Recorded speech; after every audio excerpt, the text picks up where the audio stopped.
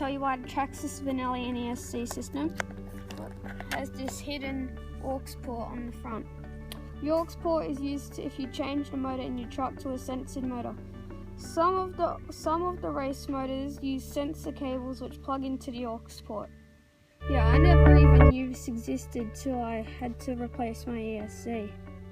Like, I got this new ESC and my old one had it as well, this weird aux port. It's normally got a little blue thing there, but that's a cover. I lost that cover somewhere.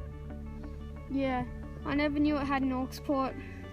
It's pretty cool actually. Like, I don't think most of the other TRX ESCs have it. I don't think, but yeah, I reckon it's pretty cool.